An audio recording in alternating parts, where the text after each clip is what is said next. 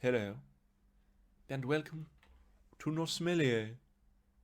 Take a sit at the bar. It still doesn't work. I keep doing it. Hello, my name is Guy Kelly. This is Nosemmelier. This is a YouTube series that takes the question. Is that a pun on no smellier or nose sommelier? And answer's yes. As I said, I'm Guy, and I'm a man with no sense of smell, and I'm currently not drinking any alcohol. So I thought, let's make an incredibly niche series of videos where I review alcohol-free beers, wines, and spirits from the perspective of somebody who can't smell them. Doing this for a couple of reasons. One, I'm really bored, and two, smell is such a huge part of taste that without it, everything can tend to taste very flat or very empty, or, well, certainly less complex than it would normally taste. And that can be ameliorated in various different ways. You can make your food spicier, because that's a pain response. You can give your food interesting textures, because that gives your mouth something to do. But when it comes to drinks, especially alcoholic drinks and alcohol-free drinks, taking the alcohol out of a drink robs a certain element of mouthfeel, especially with wines and spirits, that's quite unique to alcohol when it sort of blossoms on the tongue, the volatile alcohol filling your mouth, and a lot of that vanishes. Also, a lot of alcohol-free things, I'm looking at you, Seedlip, tends to cost about the same as something that contains alcohol.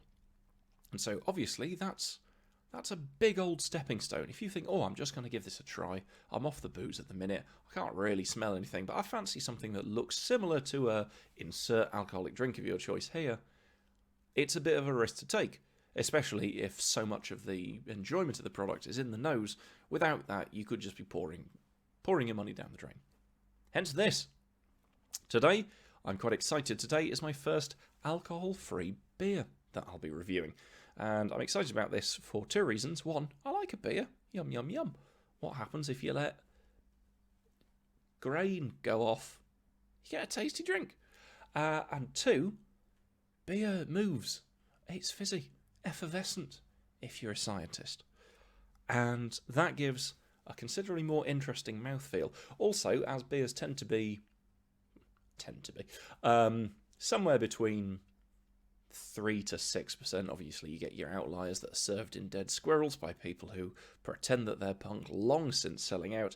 You tend to not have so much of the alcohol right up in your mouth. Again, if you're going for a 12% stout, that's going to be very different. But for your classic beers and lagers, you're not going to be missing much when it comes to the alcohol sensation-wise, which is what we're going for, because we can't go for smells, as previously discussed. So I'm looking forward to having the mouthfeel of something fizzy, and hopefully something that approximates the taste of beer.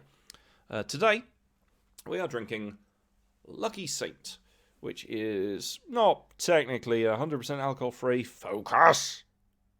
Or don't, that's not my problem. This is 0.5% unfiltered lager, so I don't think it can be legally classed as alcohol-free, but you're not going to get drunk on this.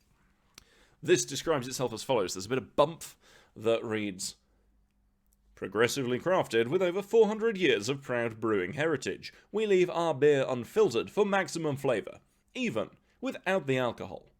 Lucky Saint is born of Bavarian spring water, Pilsner malt, Hallertau tops, and our single-use yeast. Oh, the idea of a multiple-use yeast really upsets me.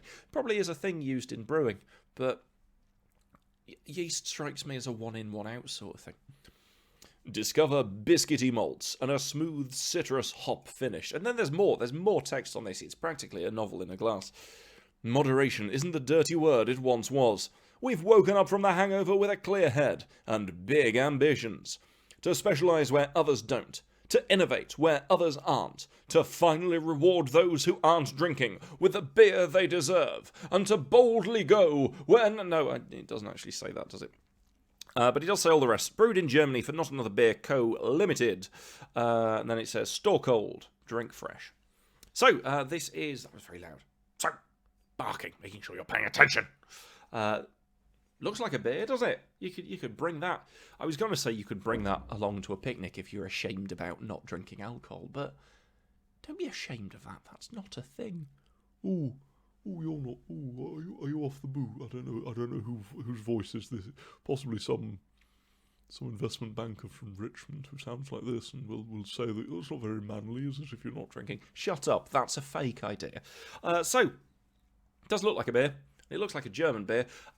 And again, a lot of these reviews are going to be on the looks of things, because we can't smell, can we? Well, I can't, and presumably the handful of sober smell not havers that are watching this can also not smell. So we're going to be going by how things are packaged, how it looks in the glass, what it does to the inside of your mouth, which is different from how it tastes, and how it sounds. So let's give that a try.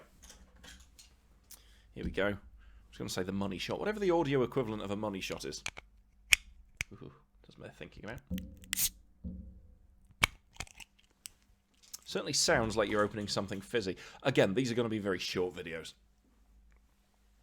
And the pour.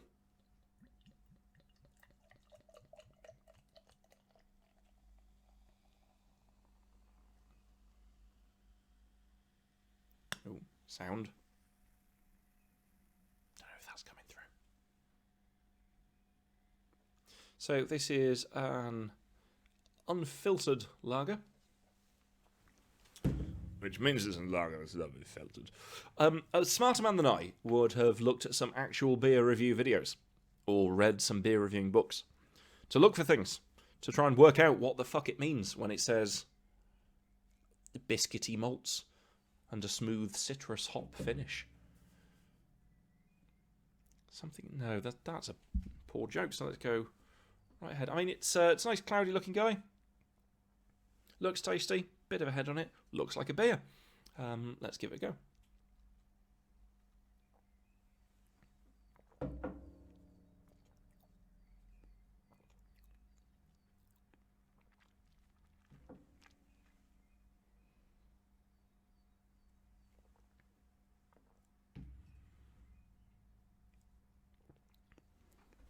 So, I quite like that.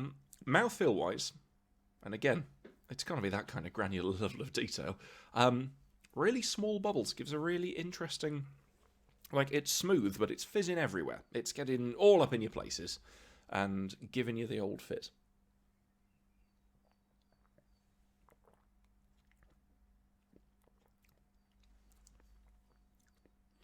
Nice aftertaste, interesting situation happening sort of on the back of your tongue. This tastes like a lager.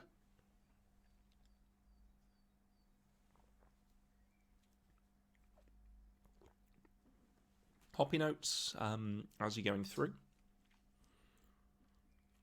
I've realised now that this is a real rod for my own back, trying to adequately describe the experience of drinking and tasting something without going into the, no, there's a real floral blah. Because there's not. This could smell like a burning tyre, and I wouldn't know.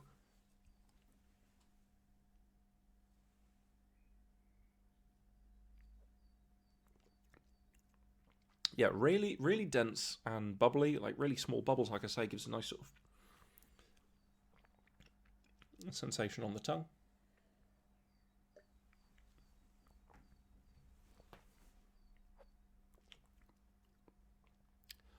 It doesn't have the sort of the punch you might normally expect, but that's a passable sip in beer. Like,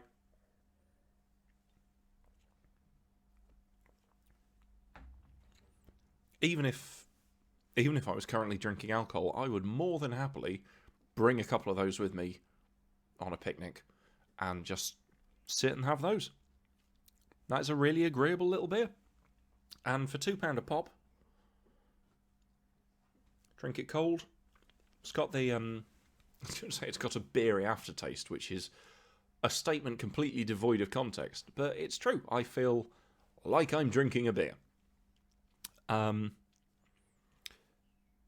Previous things I've covered have been an alcohol-free wine and an alcohol-free...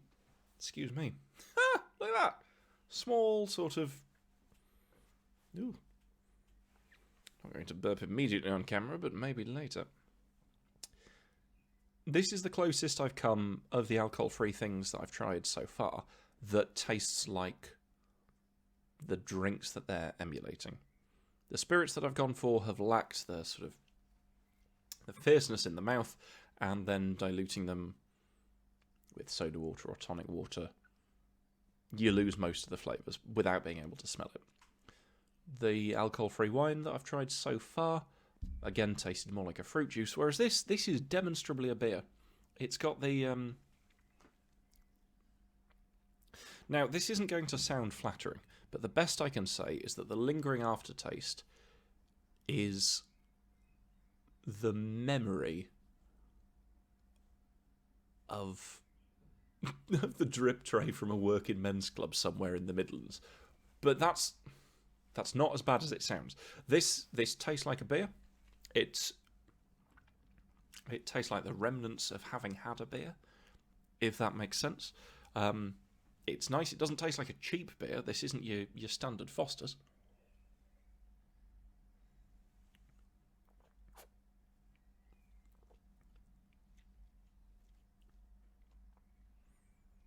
That's nice, really drinkable. You see the head goes down quite quickly. Hey-oh. I don't know if that's good or bad. I need to talk to people who actually review beers to do this properly, don't I? All I can say is that for a man who currently isn't drinking alcohol and can't smell anything and probably won't be able to smell anything for the rest of my life on this earth, I think that's really nice. If you're looking for a beer substitute, but you're currently not drinking, for £2, I mean, your fancier soft drinks are around that end anyway.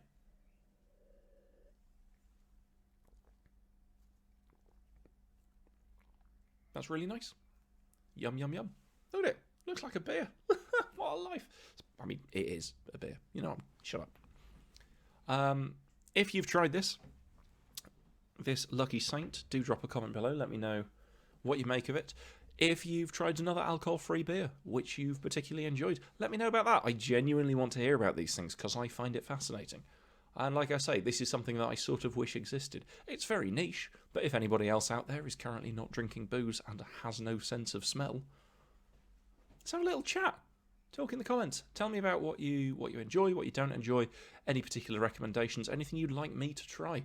Also, if you are a beer reviewer, let me know what I'm looking for, because I am winging this. Bye.